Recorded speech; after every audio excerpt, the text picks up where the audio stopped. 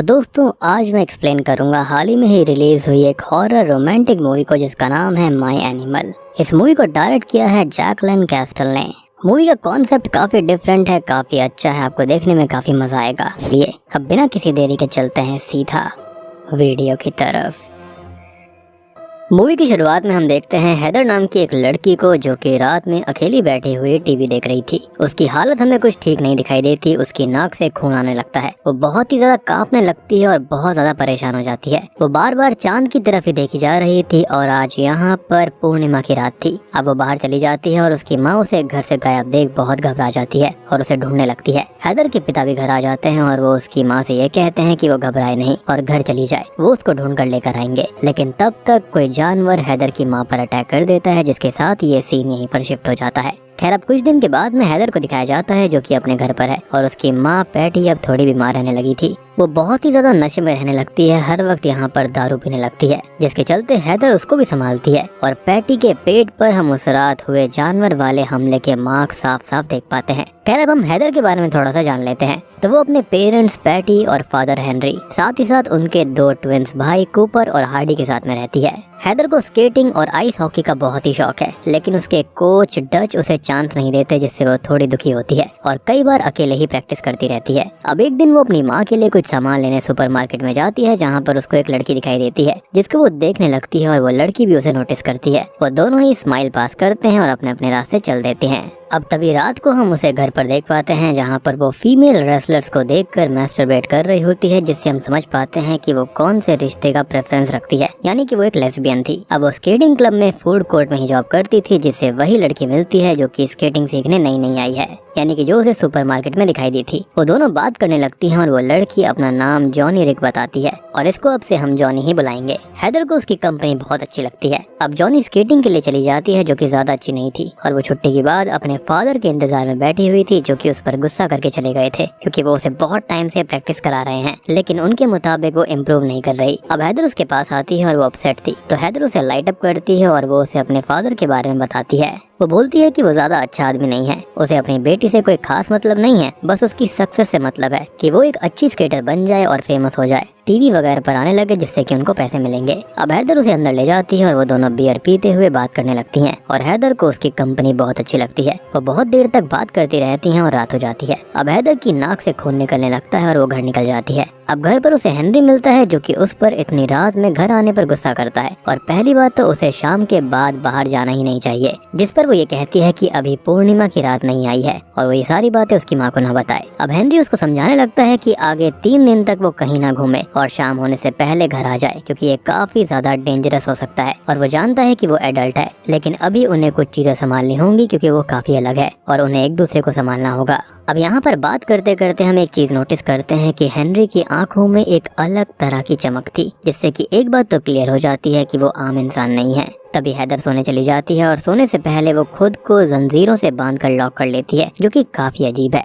साथ ही साथ हेनरी भी उसके रूम को बाहर से अच्छी तरह से लॉक कर देता है। अब अगले दिन वो स्केटिंग के लिए जाती है और घर आने के लिए शाम को उसे जॉनी का कॉल आता है, क्योंकि उन्होंने नंबर्स भी एक्सचेंज कर लिए थे, जो कि उसे घूमने के लिए बुलाती है। लेकिन हैदर चांद को देखती है और फिलहाल यहाँ पर पूर्णिमा की रात थी, तो वो मना कर देती है। साथ ही साथ हेनरी ने भी उसको मना किया था, लेकिन जॉनी जिद करती है, जिससे कि वो मान जाती है। खैर अब वो अपने रूम में तैयार होने लगती है और उसकी माँ उसके पास आती है, जिससे वो जाने की परमिशन मांगने लगती है और कहती है कि वो आधी रात होने से पहले घर आ जाएगी। लेकिन पैटी काफी देर तक नहीं मानती, लेकिन इवेंचुअली वो उसको मना लेती है और अब उसकी माँ उसे अपनी वॉच देकर कहती है कि वो टाइम का खास ख्याल रखे और 12 बजने से पहले किसी भी कीमत पर घर आ जाए, नहीं तो चीजें बहुत ही ज्यादा बिगड़ सकती हैं। वो जाकर अब जॉनी और उसके दोस्तों के ग्रुप से मिलती है और वो लोग थोड़ा मस्ती मजाक करते हैं, खाते पीते हैं और फिर कैसीनो चले जाते हैं, जहाँ पर वो और टाइम स्पेंड करते हैं। और अब समय का कुछ भी पता नहीं चलता और रात के 11:30 बज जाते हैं और हैदर परेशान होने लगती है और उनसे कहती है कि वो लोग उसे जल्दी घर छोड़ दें, लेकिन वो मस्ती के मूड में थे तो उसे रुकने के लिए बोलते हैं। टाइम धीरे धीरे बीतता जा रहा था और वो परेशान होती जा रही थी। वहीं घर पर उसकी माँ उसका इंतजार कर रही होती है, जो कि बहुत ही ज्यादा परेशान थी और पल पल उसकी टेंशन बढ़ती जा रही थी। अब हैदर अकेले ही पैदल घर के लिए निकल पड़ती है और उसकी हालत धीरे धीरे खराब होने लगी थी। वो वॉमिट करती है, उसकी नाक से खून आने लगता है, आंखें लाल हो जाती हैं और वो गिरते पड़ते जैसे तैसे घर पहुंचने की कोशिश में लगी रहती है। अब सुबह वो नेकेड होकर घर के बाहर अपनी माँ को पड़ी हुई मिलती है, जिसको उसकी माँ अंदर ले जाकर सुला देती है और उसकी बॉडी पर काफी खरोचे भी थी। अब जागने पर वो अपनी माँ माँ के पास में जाती है जिसकी तबीयत कुछ ठीक नहीं थी और वो हैदर से भी अपसेट थी। तभी हैदर स्केटिंग के लिए निकल जाती है जहाँ पर कोच डच अपनी टीम के साथ जाते हैं तो वो भी स्केटिंग नहीं कर पाती। तभी उसे जॉनी मिलती है, वो दोनों बात करने लगती हैं जहाँ पर वो उससे कल रात के बारे में पूछती है और यहाँ पर हैदर के फेस पर थोड़ी चोट भी लगी हुई थी जिसके बारे में वो पूछती है, लेकिन वो कुछ नहीं बताती। वो दोनों अब और बात करती हैं जिसके बाद में जॉनी का बॉयफ्रेंड रिक उसे लेने आता है और वो वहाँ से निकल जाती है। हैदर अब घर आती है तो हेनरी उससे बात करता है और पूछता है कि वो रात में कहाँ थी और उसकी माँ उस पर काफी गुस्सा है, उसे ऐसे अभी बाहर नहीं जाना चाहिए। जिस पर वो कहती है कि कुछ भी नहीं हुआ था, जिस पर हेनरी कहता है कि फिलहाल नहीं हुआ लेकिन हो सकता था। और अब वो कहती है कि वो उसके पीछे न पड़े, उसे ब्रेक दे दे, जिस पर वो उस पर गुस्सा करता है और वो गुस्सा होकर वहाँ से चली जाती है। आप जानते हो कि टीनेजर्स कैसे होते हैं, उनको किसी की बात सुनना पसंद नहीं होती। खैर अब वो सोने आती है और उसे उसके और जॉनी के इंटीमेट होने के सेंसुअल ड्रीम्स आते हैं, जिससे हम समझ सकते हैं कि वो जॉनी के लिए फीलिंग्स रखने लगी थी। तभी एक दिन जॉनी उसे मिलने घर आती है जिसे वो हेनरी और अपने भाइयों से मिलवाती है और हेनरी बताता है कि ये ट्विन उसे एक रात जंगल में मिले थे और तब उसने उनको अडॉप्ट कर लिया, जिनसे वो बहुत प्यार करता है। हालांकि अडॉप्शन वाली बात उसने मजाक में बोली होगी। अब हैदर और जॉनी बात करने लगती हैं कि तभी वहाँ पर नशे में धुत पैटी आ जाती है जो कि ये कहती है कि रात में यहाँ पर दोस्तों का आना जाना मना है और वो बहुत ही ज्यादा बदतमीजी से अपनी बेटी हैदर और जॉनी से बात करती है। और अब हैदर जॉनी को लेकर घर से बाहर निकल जाती है और हैदर बताती है कि उसकी माँ ऐसी ही रहती है, हमेशा नशे में धुत रहती है और कभी कभी तो वो और भी ज्यादा वर्स्ट हो जाती है। खैर वो दोनों साथ में काफी टाइम स्पेंड करती हैं और अगले दिन हैदर अपने दोनों भाइयों के साथ स्केटिंग प्रैक्टिस कर रही होती है, जिसे कोच डच देखते हैं और उसे एक टेस्ट देने का बोलते हैं जिससे उसे चांस मिल पाएगा। और वो इससे काफी खुश होती है क्योंकि उसे खुद पर कॉन्फिडेंस था कि वो बेस्ट खेलेगी और फिर सिलेक्शन होने पर उसका सपना पूरा हो जाएगा। अगले सीन में वो जॉनी के साथ थी और वो दोनों साथ में थोड़ा सा वक्त बिताती हैं और वो दोनों ही अपने अपने फादर्स के साथ में आइस डांसिंग की प्रैक्टिस कर रहे थे और इस बार प्रैक्टिस अच्छी होती है जिससे जॉनी और जॉनी के लिए हैदर बहुत ही ज्यादा खुश थी, यानी कि दोनों ही एक दूसरे के लिए काफी खुश हो गए थे। अगले सीन में कूपर और हार्डी का मैच था जिसे देखने हैदर, जॉनी और हेनरी आए हुए थे जो कि अच्छा क्वालिटी टाइम स्पेंड करते हैं। लेकिन वहाँ पर नशे में धुत तभी पैटी आ जाती है और उनको बुरा भला बोलने लगती है और उन्हें बुरा भला सुनाने लगती है। काफी सीन क्रिएट करती है जिसको हेनरी वहाँ से ले जाता है और इससे हैदर बहुत दुखी होती है, जिसको जॉनी संभालती है और वो रात को उसके ही घर पर रुकती है और हैदर बहुत टाइम तक रोती रहती है जिसको जॉनी संभालती है और उसे चुप कराती है। खैर अगले सीन में हैदर का ट्रायल होता है और वो तैयार होकर जॉनी से मिलती है, जहाँ पर हम देख पाते हैं कि रिक उसके साथ में झगड़ा कर रहा होता है और जॉनी हैदर से कहती है कि वो उसका ट्रायल देखने आएगी, लेकिन रिक उससे बहुत ही ज्यादा झगड़ा करता है जिससे वो दुखी हो जाती है और उसके दुख से हैदर भी यहाँ पर सैड थी, जिसका गेम पर मन ही नहीं लगता और जॉनी भी रिक से परेशान होकर वहाँ से चली जाती है, जिससे हैदर और दुखी थी और वो इस ट्रायल में फेल हो जाती है और उसका सपना फिर से रुक गया था और टूट गया था। खैर हैदर अब अपने घर पर होती है और जॉनी का उसे फोन आता है जो कि उसे मिलने के लिए बुलाती है और अब वो दोनों ही रिक के बेसबॉल फील्ड को खराब करके अपना मन हल्का करती हैं, ड्रिंक करती हैं और एक दूसरे को लाइट अप करती हैं और थोड़ी देर बाद पब चली जाती हैं जहां पर नशे में वो एक दूसरे के क्लोज आने लगती हैं और हार्डी उन्हें देख लेता है जो कि गुस्सा होकर वहां से चला जाता है। अब वो दोनों ही जॉनी के घर आती हैं और वो दोनों नशे में थी और एक दूसरे के काफी क्लोज भी आ चुकी थी तो इंटीमेट भी हो जाती हैं। अगले दिन अब जॉनी काफी ज्यादा अपसेट बैठी हुई थी और हैदर उससे बात करने की कोशिश भी करती है, लेकिन वो उसे घर जाने के लिए बोल देती है। हैदर घर आती है और स्केटिंग पर जाती है जहाँ पर हार्डी उससे अच्छे से बात नहीं करता और हैदर कुछ दिन तक जॉनी से मिल नहीं पाती क्योंकि वो ना ही प्रैक्टिस के लिए आती थी ना ही फोन उठाती थी और वो जॉनी के घर भी जाती है उससे मिलने के लिए, लेकिन उसके पिता उसे बुरा भला बोलकर वहाँ से भगा देते हैं। अब वो अपसेट घर पर थी और गुमसुम अकेली बैठी हुई थी, जिसके पास में उसके पिता हेनरी आते हैं और वो उससे बात करने लगते हैं। पूछते हैं कि वो ट्रायल में फेल होने से परेशान है और अगर हाँ तो उसने काफी अच्छा खेला, जिस पर वो कहती है कि वो इस चीज से परेशान नहीं है। वो कहता है कि अगर वो किसी की वजह से दुखी है तो वो पर्सन उसे डिजर्व ही नहीं करता और उसे ऐसे इंसान की कोई जरूरत भी नहीं है उसकी लाइफ में। खैर अब वो उसे बाहर लेकर जाता है और कहता है कि बचपन में उसे चांद से नफरत हो गई थी क्योंकि उनकी दिक्कत चांद से ही जुड़ी हुई है। वो उसे आगे समझाते हैं कि उसने भी कभी अकेले होने की कोशिश करी थी लेकिन वो पैटी से दूर नहीं रह पाया और इस मामले में वो काफी लकी निकला क्योंकि उसे एक अच्छी फैमिली मिल गई और कोई ना कोई ऐसा अच्छा इंसान हैदर की लाइफ में भी जरूर आएगा जो उसे वैसे ही एक्सेप्ट करेगा जैसी वो है। जिस पर वो कहती है कि वो खुद ऐसी नहीं रहना चाहती, जिस पर वो कहते हैं कि उनके चाहने से चीजें नहीं होती हैं और वो सब कुछ ठीक करना सीख जाएगी और ऐसे वो हैदर को लाइट अप करने लगता है।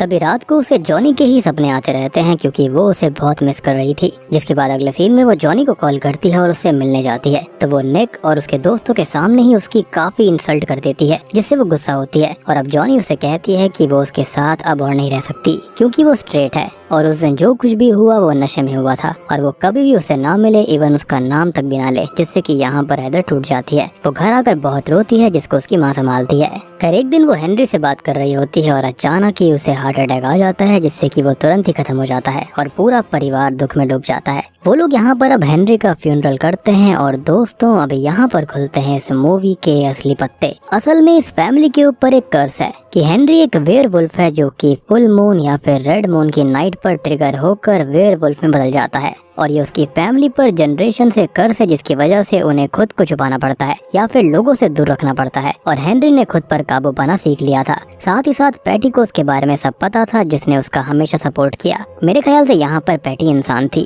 खैर यहाँ पर वो उसका काफी ख्याल रखा करती और हेनरी का कर्स उसके बच्चों में भी आ चुका था। और मूवी की शुरुआत में जिस जानवर ने पैटी पर अटैक किया था वो असल में हैदर ही थी, जो कि वेयरवुल्फ बन गई थी और उसे अपने ऊपर कंट्रोल नहीं था। वो सभी लोग अब हेनरी को आग में सौंप कर अलविदा करते हैं, जो कि मरने के बाद में अपनी असली फॉर्म यानी कि वेयरवुल्फ के फॉर्म में आ गया था। हैदर इससे बहुत परेशान थी, जो कि अपने बाल काट लेती है और हार्डी से भी उसका झगड़ा हो जाता है, जो कहता है कि हेनरी ने उसे जॉनी के साथ देख लिया था, जिससे परेशान होकर वो मर गया। अब हार्डी से लड़कर वो पब जाती है, जहाँ पर उसे जॉनी भी मिलती है, जो कि फिर से उसे इग्नोर कर देती है और उससे दूर रहने के लिए बोलती है। यहाँ पर रिक भी था, जो कि उसके ऊपर गुस्सा करता है और पब के बाहर ले जाकर उसे पीटने लगता है। वो उसे और पोक करती है, लेकिन यहाँ पर हैदर अपनी वॉच को देखती है और अब समय रात के 12 बज चुके थे, तो वो अचानक से ही ट्रांसफॉर्म होकर रिक को खत्म कर देती है और वापस घर आ जाती है। और तभी हमें जॉनी को दिखाया जाता है, जहाँ पर हमको एक बात समझ में आती है। एक फ्लैशबैक हम देखते हैं जहाँ पर इंटीमेट होते टाइम हैदर ट्रांसफॉर्म होने लगी थी, जिससे जॉनी उससे डरने लगी थी और उससे दूर हो गई।